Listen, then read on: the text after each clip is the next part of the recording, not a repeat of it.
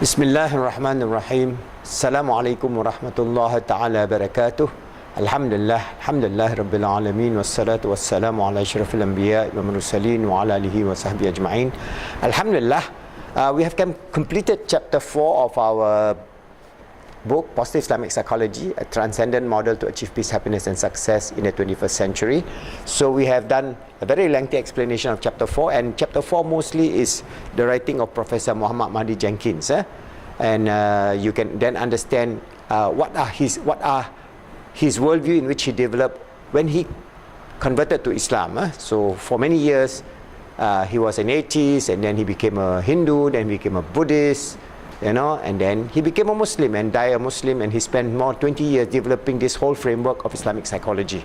So what you see today is his works, because before he can complete this work, he passed on. So he gave the manuscript to me, and so I used those material that he has developed into this book, Positive Islamic Psychology, a Transcendent Model. So today we go into chapter 5. Chapter 5 discusses about the Positive Islamic Psychology Model, or the Islamic Psychology Model. That means there is, as far as we know, there is no Islamic psychology model anywhere yet. There are inklings of some sort of model to be developed for the Islamic psychology in the 20th and 21st century, but there is no model as far as we know. Alhamdulillah, we have model in the past. For example, Al-Ghazali have his model, Ibn Qayyim has his model, and so on. They had this all, but they are in the descriptive form, not in a diagrammatic form. So we have to develop a model, and Alhamdulillah, Professor Muhammad and myself, we developed this model, Islamic psychology model, which we are propounding. We are not saying that this model we are propounding is the one and only model. It should be this model and nothing else. No, it is something that is open for discussion, open for research, open for a lot of development, so that we can then develop. If we can then agree that this could be one model, then we have to develop, for example, what are the motivational techniques that we're going to develop? What are the coaching techniques, counseling techniques, mentoring techniques, and all those practical things that come from a framework. So that's why very important, this work of Islamic psychology framework, this model is our basis. And we are providing it to the Muslim world and encouraging the Muslim world to work on and improve on this. So Alhamdulillah, I'm going to read this chapter 5 introduction.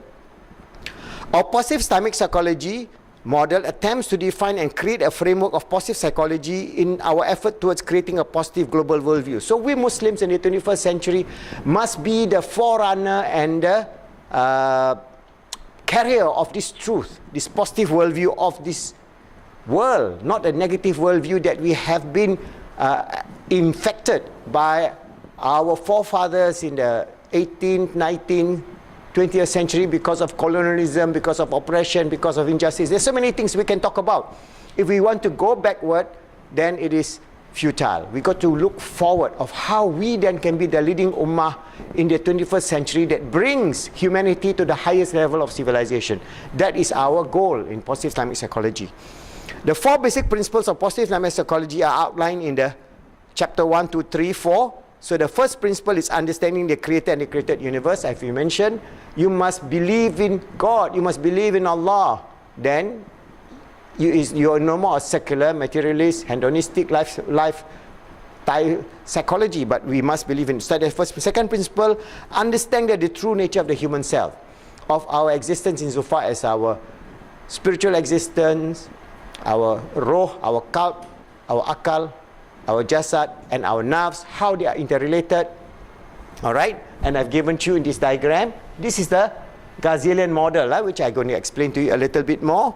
And then the third principle is on being the vicegerent of God, or being the Khalifatullah fil ard. This is a very important message of Islam. Islam has the most positive worldview of human existence. This is the words of Professor Mahdi Jenkins. Before he passed on, he says, we have a wonderful worldview. We are created fitrah, we are created good. Not only we are created good, we are created and appointed the vicegerent of Allah on this earth to make ourselves good, to help others to be good, and make this world good. That is our role on this earth, not to cause destruction, not to cause war, not to commit murder, not to commit transgression, not to commit injustice, and things like that. So we lost that beautiful ideology Okay, you have Marxism, you have communism, you have capitalism, you have all this secularism, all this ism.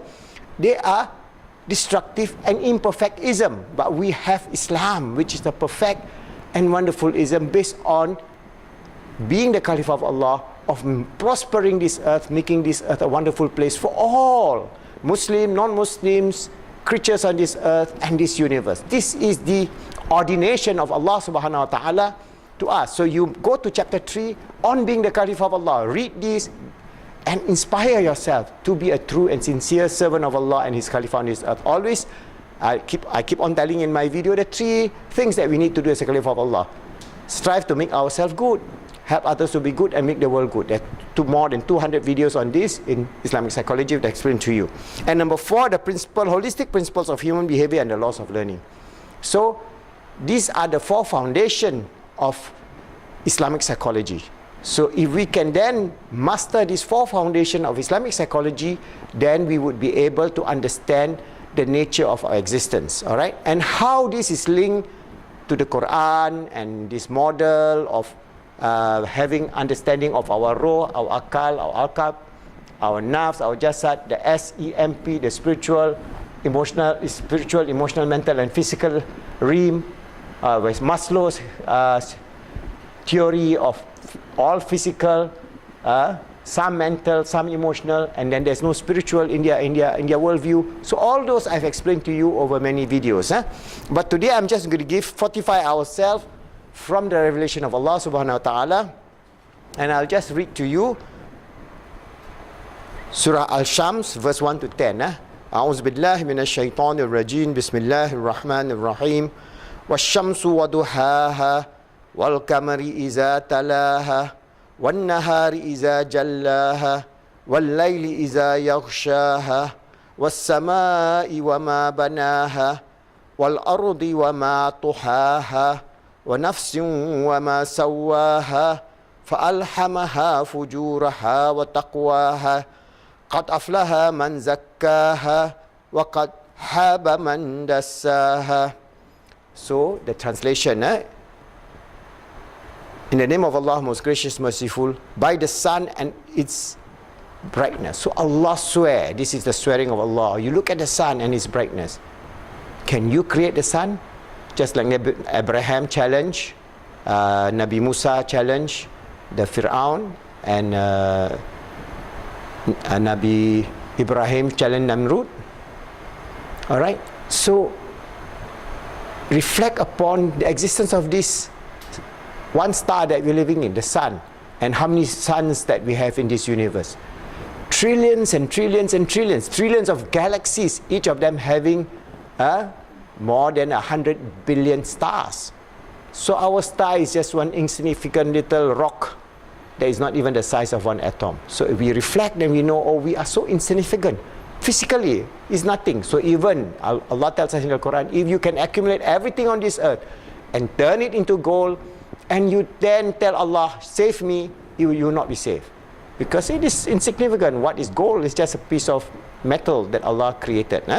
So, by the sun and its and its brightness, wal qamari iza talaha, and the moon when it follows, and the day when it display, and the night when it is covered, and the heavens and He who constructed it, and the earth and He who spread it.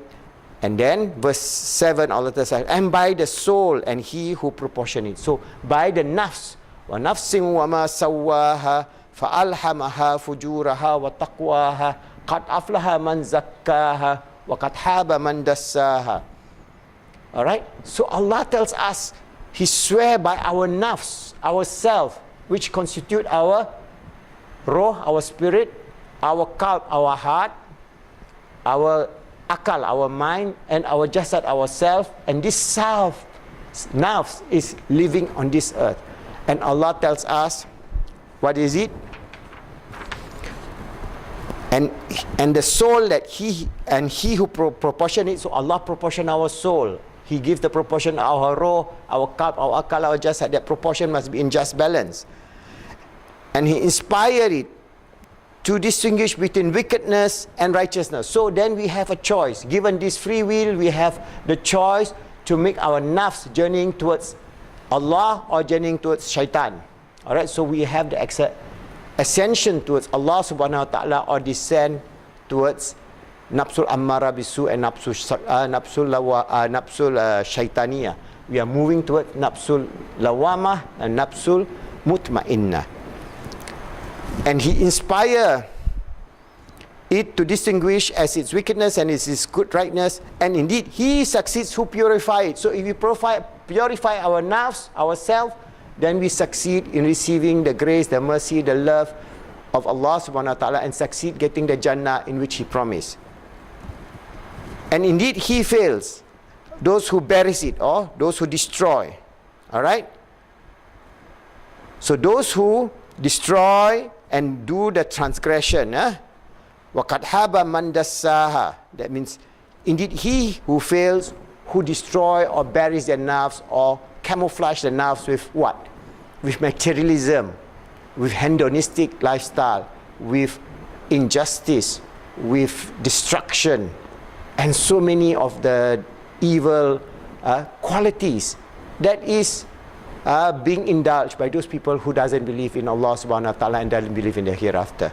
So Allah swears by these nafs, and this is the model that I have explained to you. This is an explore our extrapolation from Al-Ghazali, because when we say this, our self here now is here. This is our physical existence. Physical existence, and this is our spiritual existence.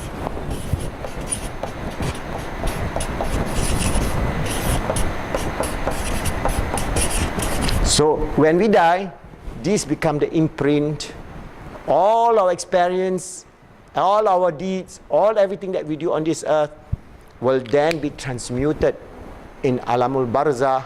And how the mechanism works about that is a very detailed explanation within the theology of Islam. I'm not going to do that because I'm not expert in the area of this theology, but I'm just giving you the idea that this is Allah has bestowed us a wonderful nafs to be His sincere servant as Khalifa on this earth.